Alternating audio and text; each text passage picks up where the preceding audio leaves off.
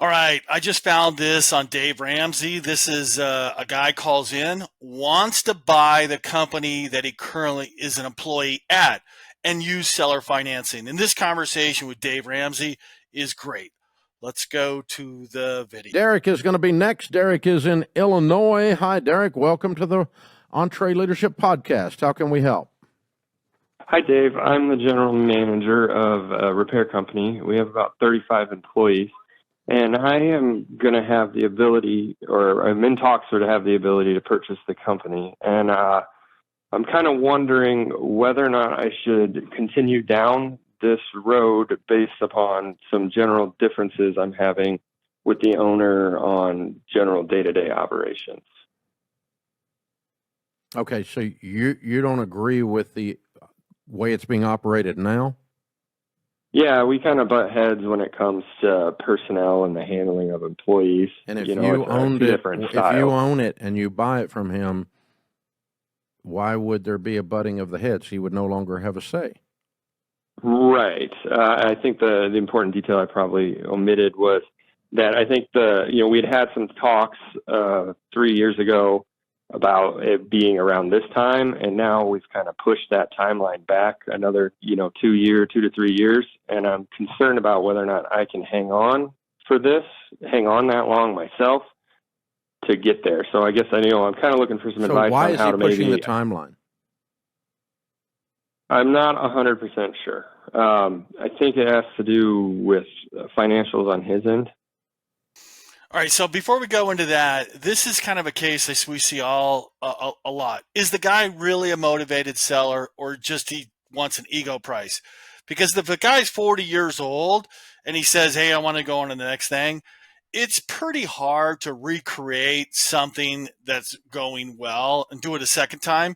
They're always going to have second thoughts. So you got to find out if the guy's really a motivated seller. Does he fall under death, divorce, disinterested, and is he really ready to sign some kind of document and move on to the next stage of life? Like, what's he going to do next? A lot of the times I see some people that, they don't have any idea what they're going to do next. They built all these nice houses, cars, and everything because of the cash flow of the business. They're not ready to do the next thing. So the really concern is he really a motivated seller? So next we're going to go into what's the net profit of the business. So let's listen. Okay. All right. So what is the net profit of the business after all the managers, including the owner being a manager, are paid? It's like $960. That's after he gets a salary? Yes. So it's making $1 million a year? Mm-hmm. Wow. And what's he want to sell it to you for? How much? Well, we had some discussions a couple weeks ago, and we're looking at around 3.6. Okay, that's not unreasonable. And he is how much of a salary is he being paid? I believe it's around 125. Okay, and the 960, one more time, is net of that 125. Yes. And how much of a salary are you being paid? Around 75. Okay. How old is this guy? How old is this guy? Mid-40s. Okay. See, that's right there, mid-40s. What's he going to do the next stage of his life? This is throwing off $1 million in cash flow. It is very hard to recreate this on some other opportunity. Maybe there is, but a lot of times lightning doesn't strike twice. So 40 years old, he's not done yet. He's kind of probably going to have second thoughts on this because he doesn't know what he's going to do next. But let's keep listening. Okay. So why is he selling? I don't think he's in love with it. Okay. So why does he want to hang around? Like I said, I think my gut feeling, I don't have confirmation, but my gut feeling is that he's holding on for a financial number. He's got a number in his head of money he's trying to make. In addition to the $3.6 million. Yes. Yeah. He's, putting away money for something or trying to secure a certain amount for his next venture or something of that nature. And how are you planning to pay him the $3.6 million? We've discussed for owner financing. Mm-hmm. and then paying out of profits. Okay. So key into this. This is the perfect exclamation how a business is valued. Perfect. This is the way it's done. Okay. One of the things that, kind of, it did come up in our most recent conversation is there's a significant inventory of products. Part of our business is selling things. There's a significant inventory, probably around $400,000 worth of inventory of products that we sell in addition to the repair. I don't know how that works. Well, let me tell you how it works. Is that going to be money on top of the 3.6? Yeah. Wait a minute. Here's how it works. Okay. There's 3 ways you can value a business, a small business for sale. Okay. The least a business is worth is book value. Book value is the receivables minus the payables plus any hard assets like inventory. Okay. So if in other words, if you close the doors, collected all the bills and paid all the bills and sold off everything, that's book value. Okay. Or in some businesses you can, and it's rare, but you can find some places you can do a multiple of gross revenues. Doesn't apply very often, and it's a bad method. I don't like it. By the way, a multiple of revenues. A lot of SaaS companies do this, and accounting firms do it, a multiple of revenues. So the best method is a simple multiple of the net profit. And so you're at about 3.5 times your net profit is your multiple. You follow me? You don't get to do that plus inventory. You don't mix these methods. It's either worth a multiple of net profit or it's worth book value, whichever is more. In this case, it's more to be a multiple of the net profit. So the way you all have valued it, it is not plus inventory, period. Okay. The inventory goes with the deal. Now, a piece of real estate doesn't, but the actual inventory, the trucks, the equipment to do the repairs, the tool sets, the forklift, whatever the crap all that stuff is just part of the business. All of that stuff creates the net profit, and a multiple of the net profit is the valuation. Does that make sense? Yes. So 3.6 is a good number. 3.6 is a good number. 3.6 plus inventory is not a proper methodology. This is perfect because these are the assets to turn into cash flow. These are the assets used. It's not book value. It's not inventory. He does a perfect explanation of this. Okay. And then another question, would accounts receivable be included in that? No, that's what I just said. They're part of book value. Okay. All right. That's right. Accounts receivable, that's on the balance sheet as far as assets. That's part of book value if you're going that way. I just wanted to double check. Yeah. Because that was another point that we were talking about. He's not a sophisticated seller, or he would know this. Okay.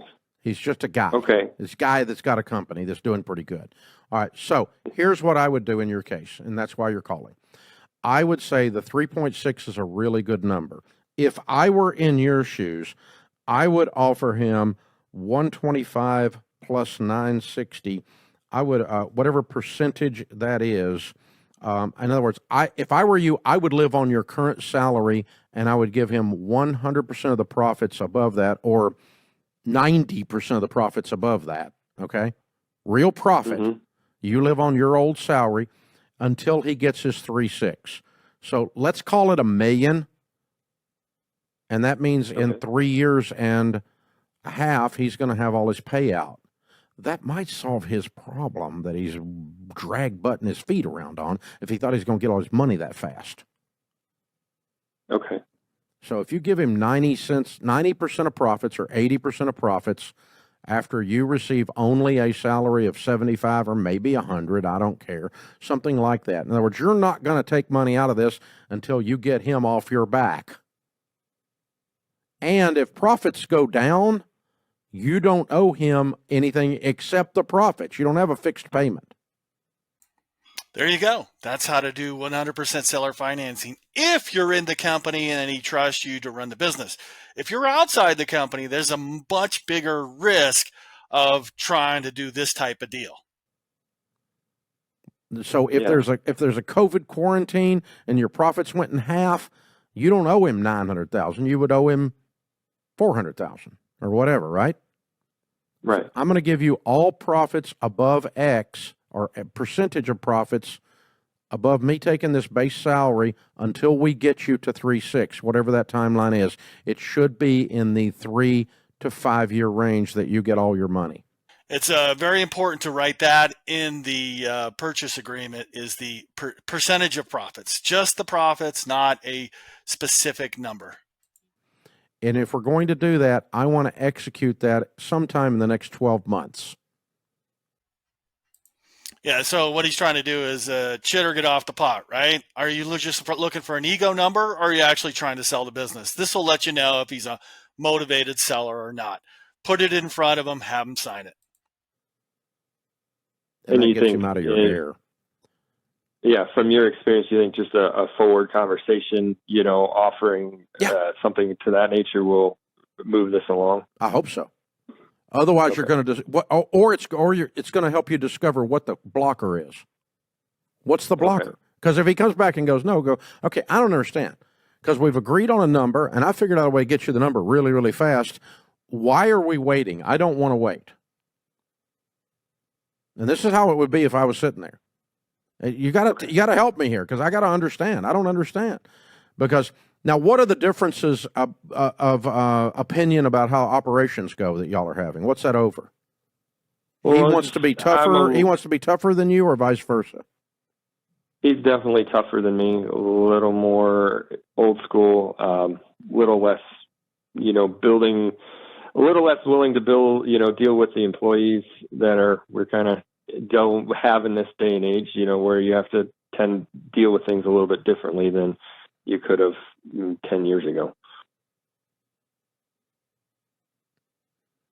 Okay. If it means being angry or brusque with them, I would agree with you. If it means I'm going to require you to work while you're at work and freaking come to work, if you call that old school, then you're getting ready to fail.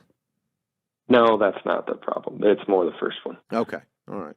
It's not. It's more about, it's how he treats people. About how he treats people. Yes. Okay. Yes, and it's about putting money back in and, upgrading and continuing to, re-prime the engine or reinvest into the machine. Yeah, and you're not going to be able to do a lot of that till you get him paid out the way I described that formula, okay?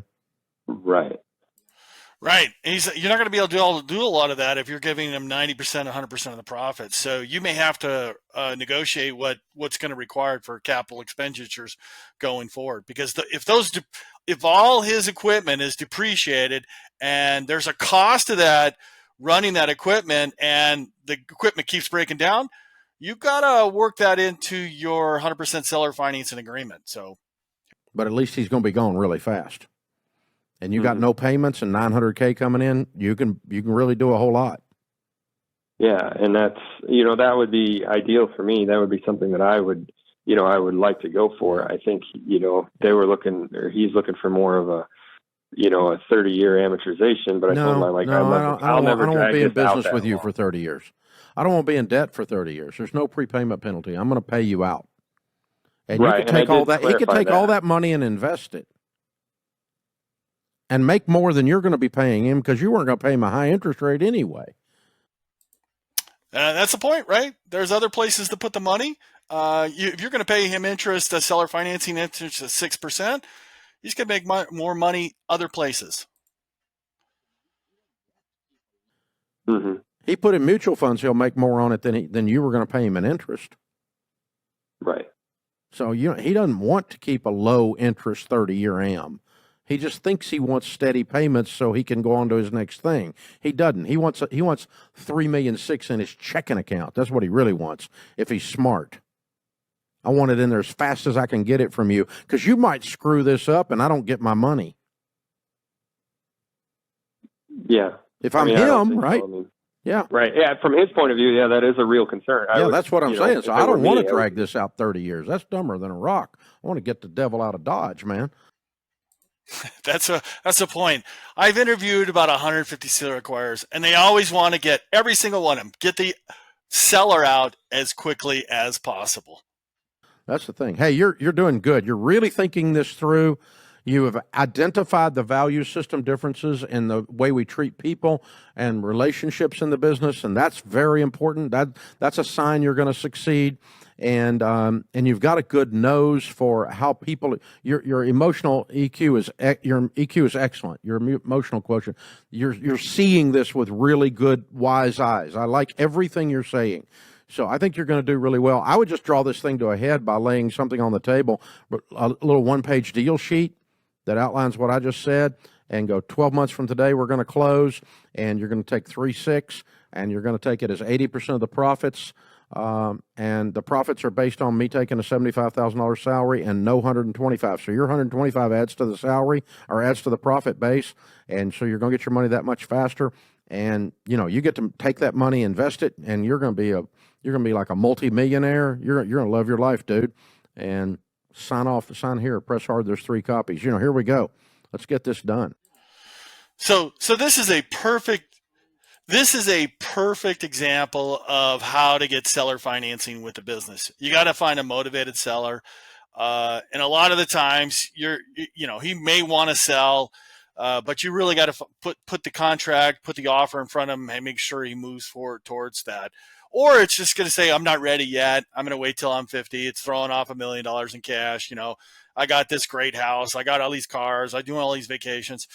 I'm going to get $3.6 million, but I don't know what to do. And, next. So this is a great example, common sense approach to buying a business if you're an employee. All right. Thanks for watching. Take care.